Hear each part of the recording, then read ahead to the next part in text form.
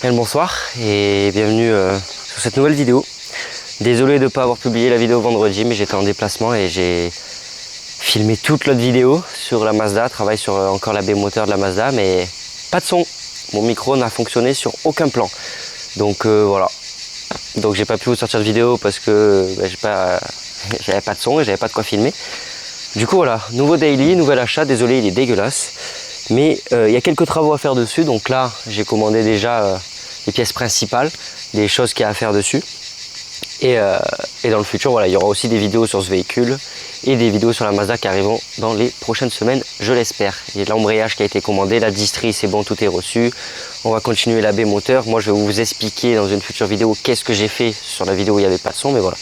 Donc là aujourd'hui, on va se faire une petite liste de tout ce qu'il y a à faire sur ce véhicule. Peut-être qu'on fera pas tout dans la vidéo parce que le but c'est que on est samedi, je devais publier la vidéo hier, je vais la publier lundi, voire demain. Donc on va faire un truc rapide. On va enchaîner, mais voilà. Donc je vais faire la petite liste de tout ce qu'il y a à faire sur ce véhicule et au moins après vous saurez tout pour les prochaines vidéos sur ce véhicule. C'est parti.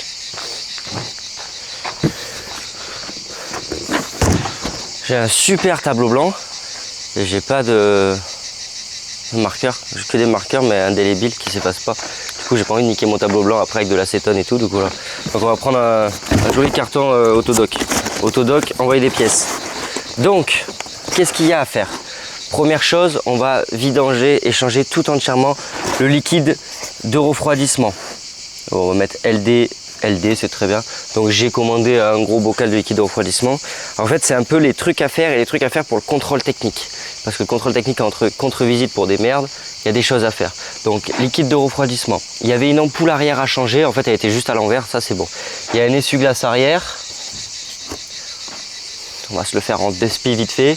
Il y a normalement une, mais moi les deux biellettes de direction. Il y a un truc que je pense on ne pourra pas faire aujourd'hui parce que j'ai pas, c'est une rotule de suspension. Il y a, oui en fait je regarde là-bas parce que voilà. Il y a une vidange du liquide de frein. Il y a une vidange du liquide de frein. Il y a vérifier parce qu'apparemment j'ai les étriers arrière qui sont grippés, pas sûr.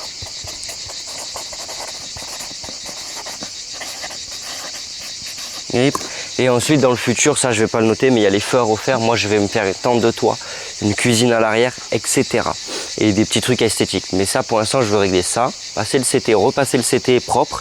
Et aussi pour ceux qui ont déjà eu des Jeep Cherokee, des moteurs, en fait plutôt le moteur 2,8 litres CRD. De chez Mercedes, de chez VM Motor, mais monté par Mercedes. J'ai une petite question pour vous. J'ai de temps en temps une perte de puissance qui bloque à 2000. Je mets juste un coup de clé et tout redevient normal. Je pensais que c'était mon débitmètre, on réessayera si j'ai le temps. J'ai acheté un débitmètre neuf, j'ai changé le débitmètre. Et en mettant le débitmètre neuf, bonjour, en mettant le débitmètre neuf, j'ai plus rien, c'est bloqué tout le temps à 2000. Donc qu'est-ce que c'est? Donc je vais checker aussi les durées de turbo, on va checker un peu tout. Voilà. Commençons dans l'ordre, pas du tout, on va commencer par l'essuie-glace arrière. Donc c'est parti, je vous retrouve à l'arrière, on se fait l'essuie-glace vite fait. À l'arrière du véhicule. Comment faire un essuie-glace arrière sur ces Jeeps? Bon là on va vraiment le faire vite. Donc j'ai commandé un essuie-glace, bon j'ai pris du Ridex parce que je pense pas qu'il y ait forcément besoin de mieux que ça. Donc, pas compliqué, on tire, on va lancer un essuie-glace. On regarde le système de fixation. Alors normalement il est censé être... Ok, c'est juste la petite tige. Donc hop, c'est bien les mêmes, même taille et tout. Ouais bon, c'est les mêmes. Et là, il faut arriver à les clipser proprement. Bon je ne monte pas parce que voilà, changer un essuie-glace. Magnifique. On a un essuie-glace neuf, ça sera un truc de plus pour le contrôle technique. Allez, on passe à la vidange de liquide de refroidissement. Ça, je le garde toujours, ça sert. On passe au liquide de refroidissement. On se retrouve à l'avant du véhicule. Hop. Oh putain, je sais même pas si le capot ça passe avec mon petit parasol de merde. Parce qu'il fait une chaleur, vous imaginez pas. C'est très très dur de travailler sous cette chaleur. Voilà. Oui, c'est très haut. Donc on va vidanger complètement le liquide, le liquide de refroidissement. Ouh la fatigue. Je vais nettoyer le bocal parce que le bocal il est un peu jaunâtre avec le temps. Donc même pas jaunâtre, il est rosé. C'est même pas forcément du côté maillot.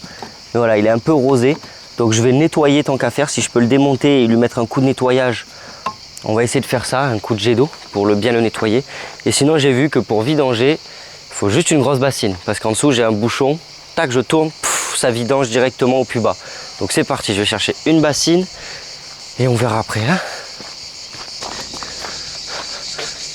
C'est la seule chose que j'ai trouvé pour faire la vidange liquide de refroidissement. Parce qu'apparemment il y a 12 litres. Et pour la purge, je ne sais pas si c'est une vis de purge, moi je vais purger directement avec le bouchon. Je vais laisser tourner, je vais re-remplir, je vais laisser tourner, je vais re-remplir. Jusqu'à ce que ça soit plein. Je vais faire à l'ancienne. Je sais même pas si ça passe sous la voiture. Oui, ça va passer. Donc là c'est pas compliqué. Dessous il y a une petite vanne, on la tourne, ça coule. Ça va être long à couler, donc au moins on va laisser couler tranquillement pendant qu'on fait autre chose. Alors on entend, c'est parti. Faut juste qu'on ouvre au-dessus.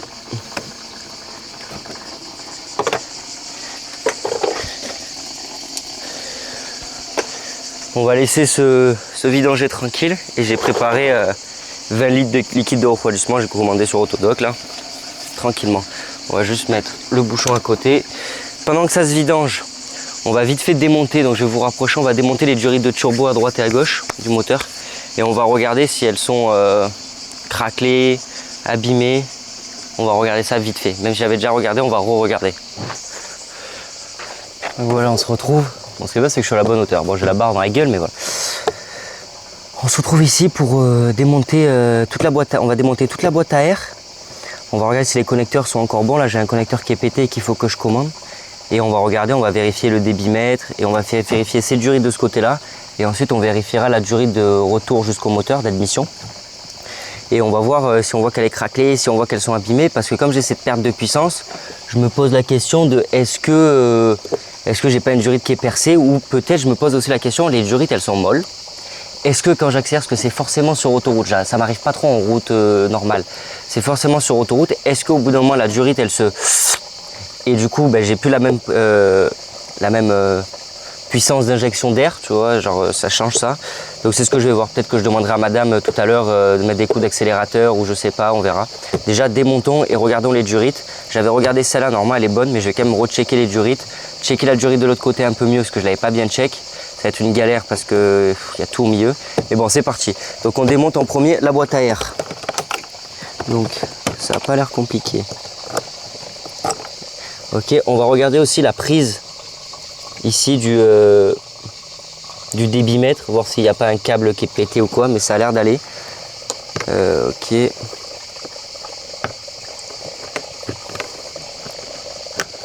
Et ça, le capteur d'air aussi, faudra peut-être que je le change parce que du coup j'ai un débitmètre neuf, ça ne marche pas.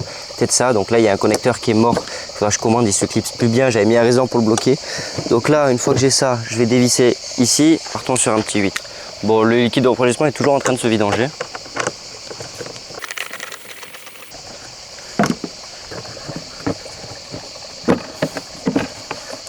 Voilà, donc là on a les deux capteurs. La boîte à air est assez propre. On va la poser. Le filtre à air il est pas neuf, mais franchement il est clean. Il n'y a pas forcément besoin de le changer. Bon, je mets juste mes traces de main dessus. Donc on va pas le changer. La boîte à air, donc c'est une entrée d'air qui vient de devant ici, qui vient de là. Et c'est juste clipsé. C'est juste clipsé, ok. Donc on va se la sortir complet pour se faire un peu de place. Voilà, donc là la boîte à air elle est sortie. On a accès à nos durites. Donc tout ça, là j'avais refait le câblage de ça parce que c'était pas beau. Je l'avais refait, mais voilà. Donc on va commencer par démonter cette durite là parce qu'elle est 1 devant moi, 2 devant moi. Donc c'est celle qui va direct au turbo, qui sort du turbo et qui va dans, je pense, l'intercooleur qui doit être devant. Donc, on va la démonter.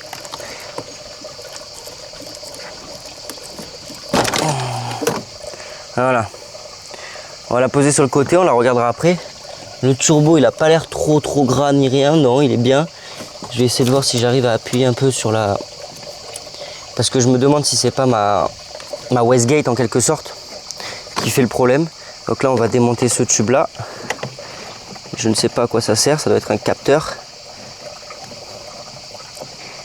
Ou régulateur de pression.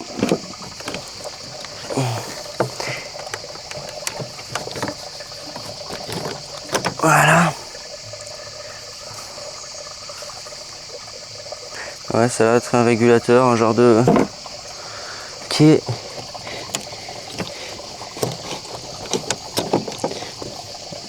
la poussière. Là, j'ai une durite que je vais démonter aussi. Et je vais démonter surtout celle-là de durite.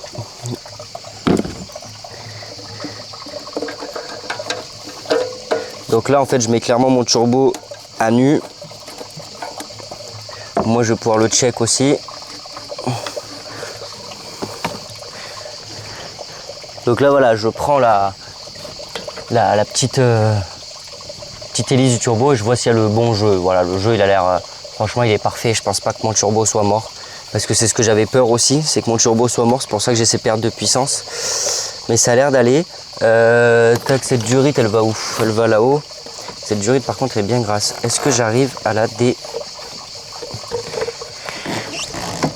Non, j'arrive pas.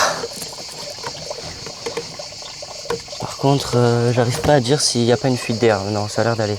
Ah, surtout cette durite là, moi, que j'aime pas trop. Donc je vais la nettoyer aussi. Regardons, je vais check vite fait. Je vous dis si je trouve quelque chose, mais on va voir. Je vous dis. Ok. On se retrouve. Oh, ah, comme il fait mal ce capot, sa mère.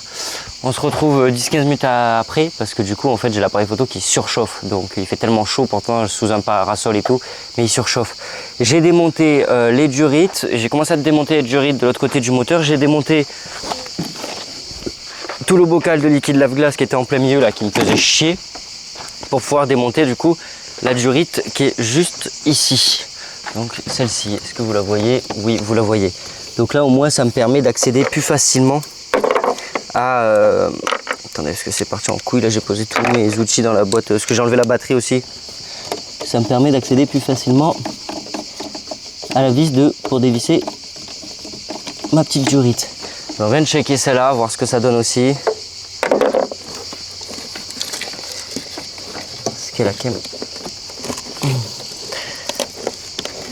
Wow, enlever ces durites, c'est un enfer. Voilà. Ah, la petite durite. Petite. La belle durite. Elle est bien grasse. Qu'est-ce que c'est que ça? C'est une protection anti-chaleur. Ok, donc, regardons un peu ce que ça donne. On va voir après. Je l'ai pas sur le Teco pour l'instant. Voilà, une durite de plus enlevée. Et je vais essayer d'enlever celle-là, là. Maintenant que j'ai enlevé la boîte de liquide de refroidissement, j'ai beaucoup plus d'espace pour travailler, de liquide lave-glace. Et j'ai le liquide de refroidissement qui est vide du coup. C'est bon, ça a arrêté de couler là. J'ai appuyé un peu sur les durites pour voir. Elles sont bien... Il n'y a plus que de l'air dedans. Donc c'est pour ça, là je finis de démonter les durites et on va voir ce qu'on fait. Le truc c'est que les durites, à part qu'elles soient molles, donc ça j'espère qu'il y aura des gens en commentaire qui pourront me dire, mais le problème c'est que je fais pas assez de vues pour savoir ça. Mais ouais, bah, ça a l'air assez clean. On va checker toutes les durites. Il y a celle-là que j'ai débloquée juste comme ça. Et voilà. Donc maintenant qu'on a fait ça, j'ai les mains dégueulasses parce que c'est un petit diesel. J'aimerais bien du coup démonter mon bocal, mettre un gros coup de rinçage, le réinstaller et ensuite remettre full liquide de refroidissement dans le véhicule. Donc refermer le bouchon en dessous, etc. Et le remettre sous liquide de refroidissement bien propre, avec un bocal bien clean. Donc c'est parti. Je démonte ça et après on voit. Alors comment ça se démonte?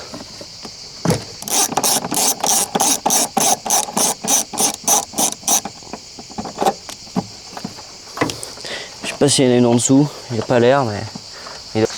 Bon, il n'est pas neuf, mais voilà, bon coup de clean. Bon, il faudra que je nettoie dessus, mais ça je le ferai directement dans le moteur. Voilà, donc il reste un fond de peu d'eau, mais c'est rien de... C'est quelques micro-gouttes. Donc vas-y, on va remonter tout ça. Ça lui a fait un bon coup de... Franchement, j'ai enlevé des bonnes merdes de 200 000 km. Donc vas-y, go remonter tout ça. Donc cette durite là, elle va ici. Hop. Hop.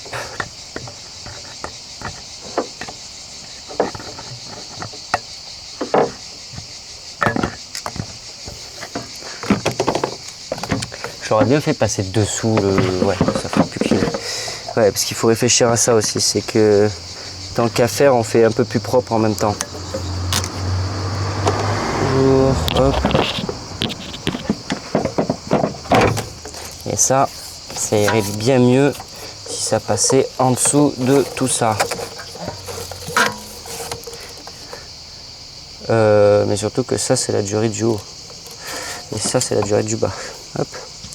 Si on se trompe en plus. Voilà.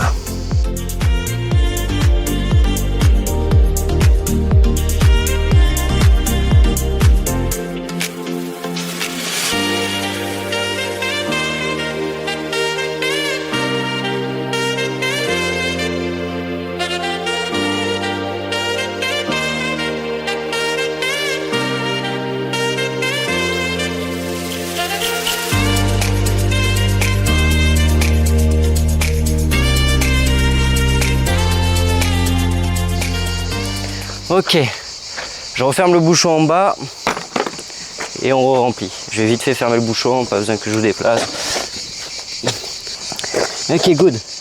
Bon, le liquide de refroidissement, il n'était pas moche, il n'était pas magnifique, mais pas moche. Voilà, faut que je fasse gaffe parce que j'ai le turbo qui est ouvert juste au-dessus. Chercher de quoi faire... Merde, mais j'ai commandé que 10 litres, pas 12 litres. Bon, je dois avoir de quoi compléter avec un autre. Donc en vrai, je peux mettre le bidon entier là. Le bidon fait 10 litres normalement. Le véhicule fait 12 litres de liquide de refroidissement. Donc un bidon et 2 litres. Putain, j'espère qu'il me reste 2 litres quelque part. Bon, ce sera pas le même, mais bon. Donc on va commencer par mettre les 10 litres de celui-là.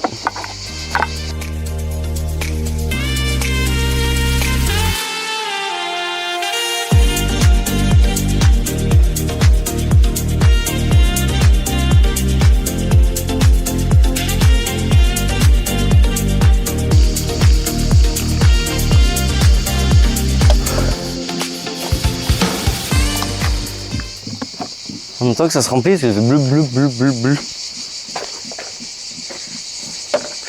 On va laisser tranquillement se remplir. J'ai fait quoi, la moitié du bidon.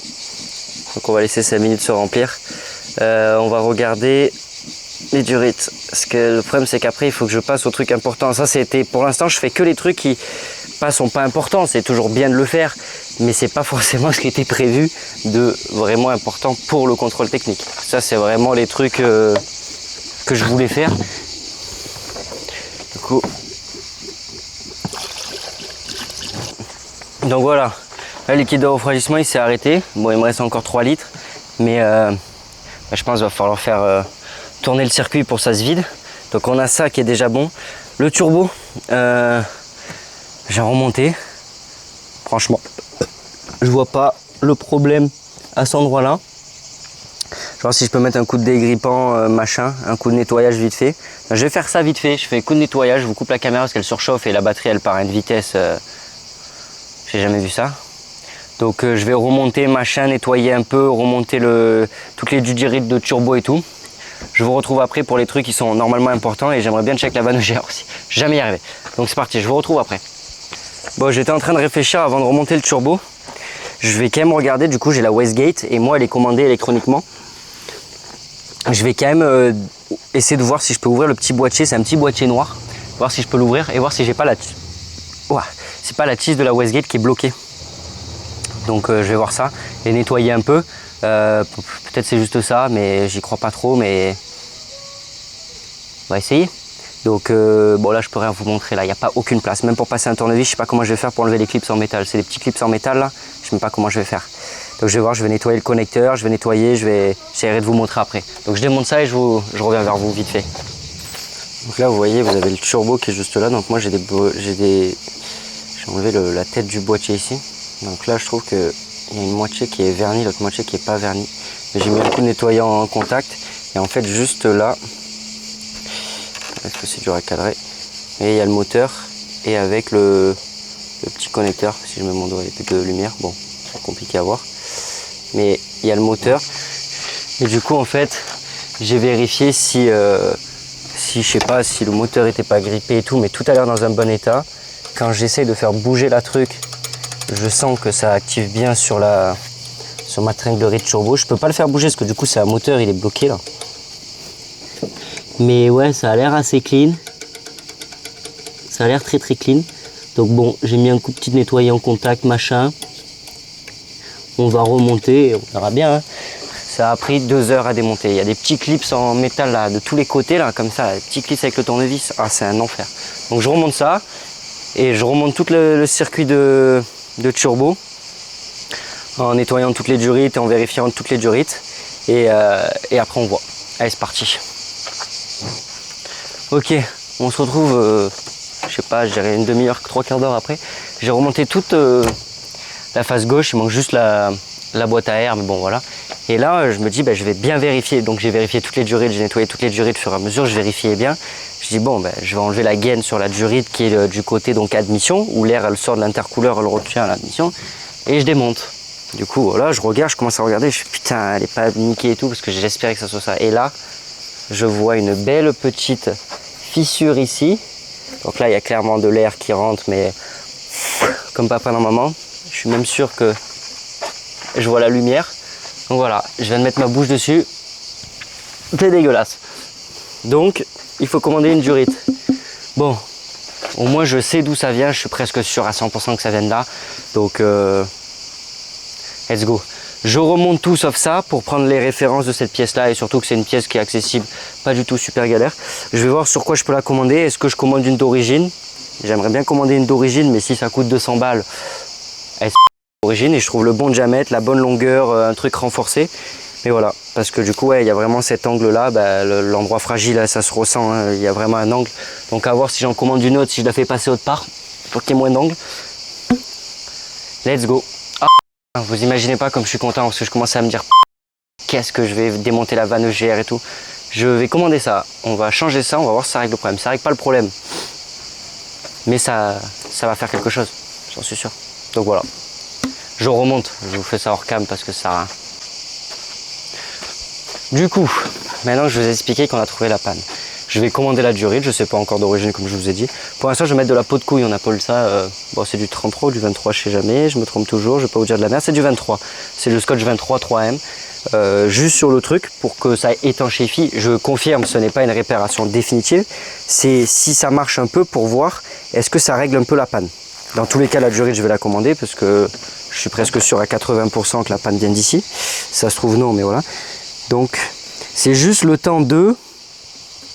Et ça c'est quelque chose qui marche très bien dans mon métier, qui permet de... Nous on étangifie les ombilicaux, donc c'est les câbles de surface, et ça peut aller en profondeur jusqu'à, je sais même plus combien, 1000 mètres, 2000 mètres, même 3000 mètres ça tient. Donc c'est pas forcément fait pour ça, c'est plus fait pour étanchéifier machin, mais quelque chose qui vient de l'extérieur. Mais je pense que pour une durite de turbo, le temps de recevoir la nouvelle, franchement, ça devrait largement étanchéifier la chose. Donc voilà, donc on va mettre ça, je remonte tout, là j'ai commencé, j'en suis à la boîte à air de l'autre côté, mais je voulais faire ça pour remonter ce côté, pour remonter le bocal de liquide lave-glace. Et il va falloir attaquer les trucs importants pour le contrôle technique, parce que ça c'est pas détecté au contrôle technique, c'était juste perso. Et j'avouerai qu'il faut peut-être que je m'y mette à faire des trucs plus importants. Donc c'est parti, je remonte ça tranquille et je vous reprends dès que j'ai bien avancé.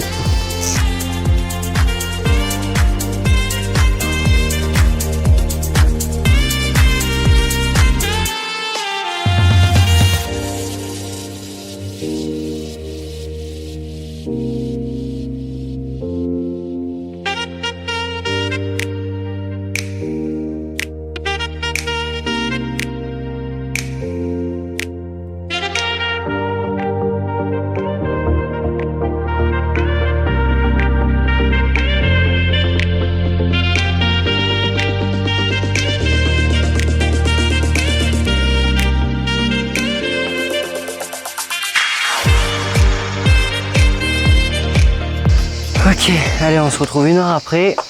J'ai remonté toute la baie moteur, il y a tout qui est refixé, j'ai mis un coup de nettoyage, machin. Voilà, j'ai tout refixé propre, tout est bon. On va démarrer la voiture, on va laisser tourner, on va laisser chauffer avec le chauffage à balle pour faire le liquide de refroidissement. Et on va mettre le liquide de refroidissement au fur et à mesure. Donc c'est parti, il est déjà 14h30, j'ai rien commencé autre de toute la liste. J'ai fait que l'essuie-glace arrière et le liquide de refroidissement. Mais ça, c'était même pas dans les trucs importants. Pas dans la merde. Bon allez, c'est parti, je démarre le moteur.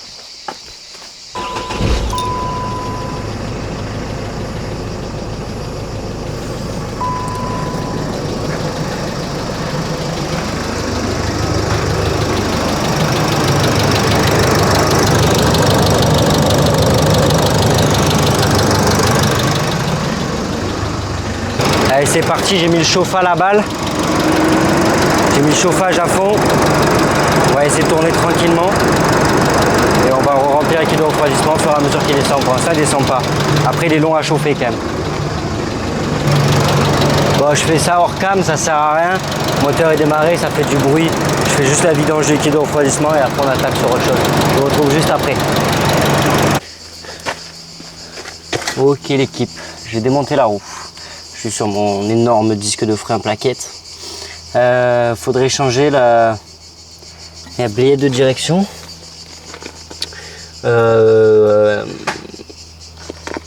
C'est du 21 pour une blayette. C'est du 21 la vache. Le premier truc à faire, c'est un marquage. Voilà, moi je me fais pas chier. Mon marquage il est fait. Alors voyons voir. Déjà, est-ce qu'on arrive à la sortir?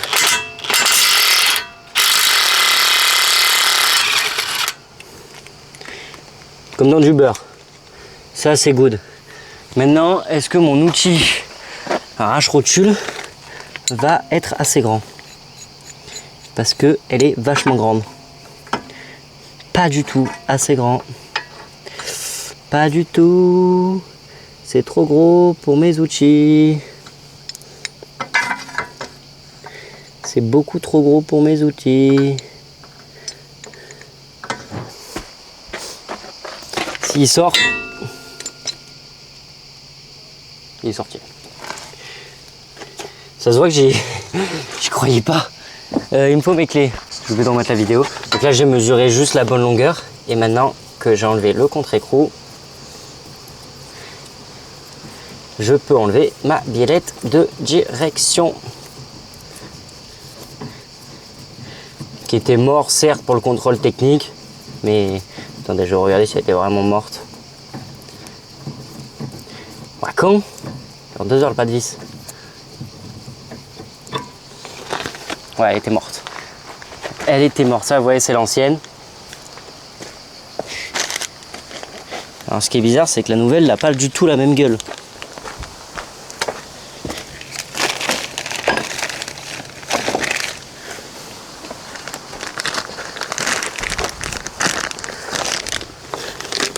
La nouvelle n'a pas du tout la même gueule. Ah si, ouais, c'est à peu près pareil. Voilà. Ah ouais, la nouvelle, c'est pas pareil. Est-ce que... Ah ouais, du coup...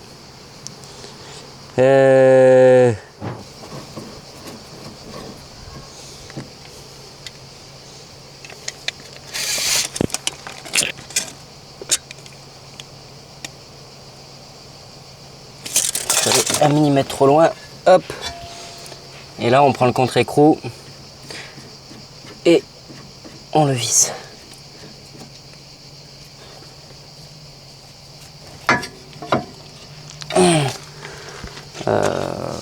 Ouais. Oh putain, ah oui, elle est...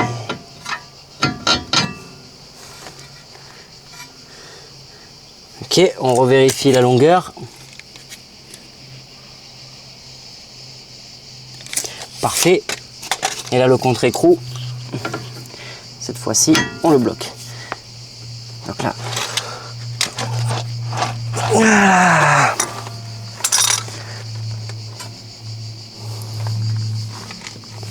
Voilà. On prend l'écrou en dessous.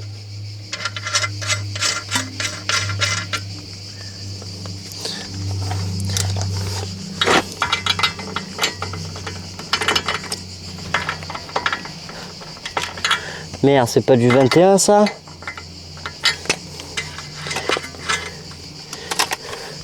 C'est du 22?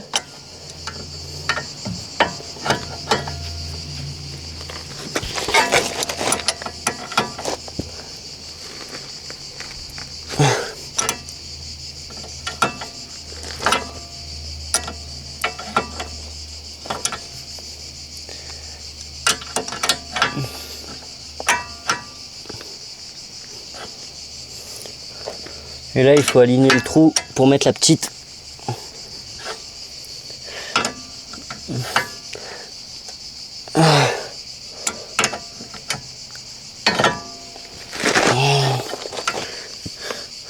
Magnifique. Et là, petit bloqueur.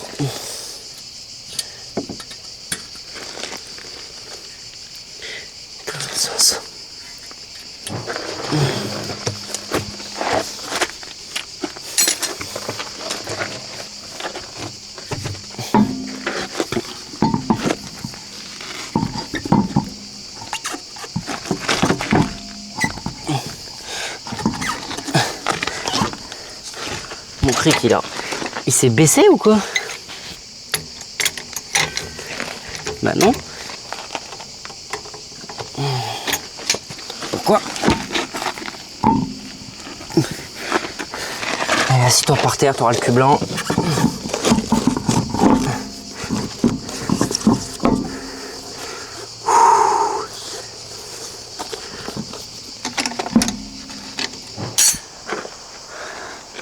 On remet juste le volant droit. Parce que là, j'ai pas le volant droit, voir si c'est normal.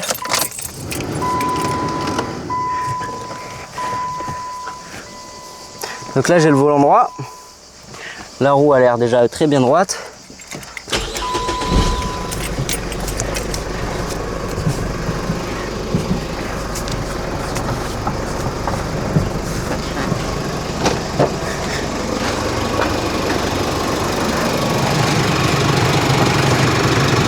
Ok, full à gauche, c'est bon.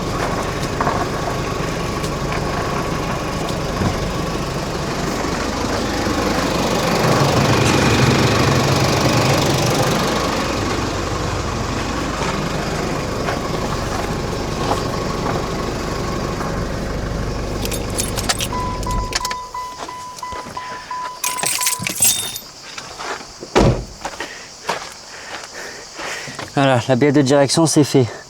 Maintenant je fais l'autre côté et ensuite la rotule, je pourrais pas la faire, j'ai pas de quoi.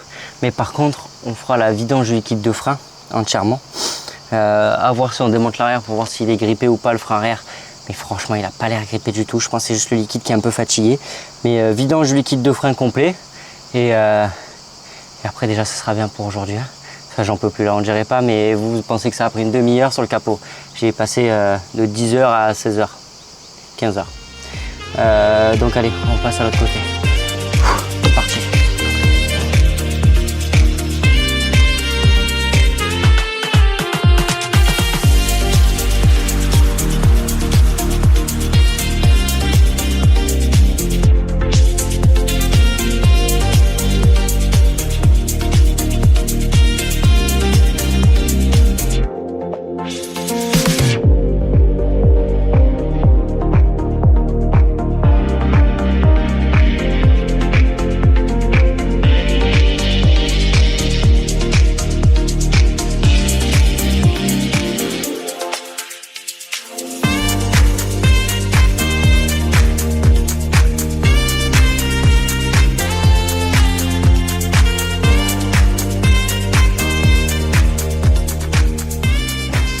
Voilà, on a changé les deux biais de direction. Donc il me restera la rotule pour le contrôle technique, mais ça du coup, il est tombé un peu lui, non? Ah ouais, je me disais bien j'avais pas de temps rapetissi que ça. Bon, il tient plus. Donc voilà, j'ai changé les deux biais de direction. Là l'idée ça serait de faire la purge des freins. Donc moi on m'a prêté la petite machine là pour mettre sous pression avec un pneu. Je vais choper un pneu, je vais mettre sous pression, en espérant que ça soit pas comme sur ma 307 où il y a un capteur ABS et tout. Mais je vais envoyer la pression ici, je vais mettre l'étrier le plus loin, j'ouvre, j'attends qu'il n'y ait plus que du liquide clair, je ferme, je fais l'autre, j'ouvre, j'attends plus qu'il y ait du liquide clair, je ferme, je fais l'autre, j'attends qu'il y ait du liquide clair, etc. Donc je vais chercher les outils qu'il me faut.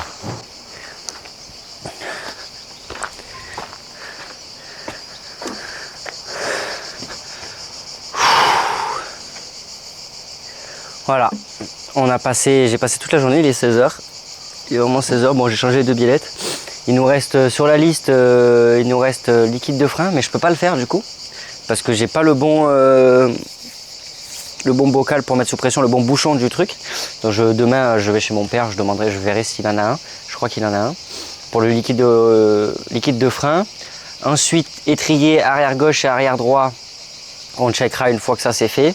Les essuie-glaces arrière on l'a fait. Les 2 biellettes de direction on les a fait. Le liquide de refroidissement c'est fait. Donc là je vais rouler un peu et je vais réaffiner bien le niveau. Mais voilà. Et on a trouvé du coup la panne de la durite. Je vais commander la durite. Et dans une prochaine vidéo on fera changement de durite. On fera le liquide de frein, changement de la durite. On regardera les freins arrière. On fera aussi, je pense, la rotule de suspension avant droite qu'il y a à faire. Donc ça, je vais voir si je trouve l'outil là, vite fait pour le faire. Ou alors, je démontrerai le triangle et on ira chez un pro qui me fasse juste sortir avec la presse hydraulique. Mais voilà. Donc c'est une courte vidéo, je suis désolé, mais j'avais qu'une journée pour la filmer. Et là, il faut que je me débrouille de filmer beaucoup de vidéos lundi, mardi, mercredi. Parce que mercredi, j'ai plus l'appareil photo pendant une semaine. Et pile le moment où je suis là, et ben, j'ai pas l'appareil photo.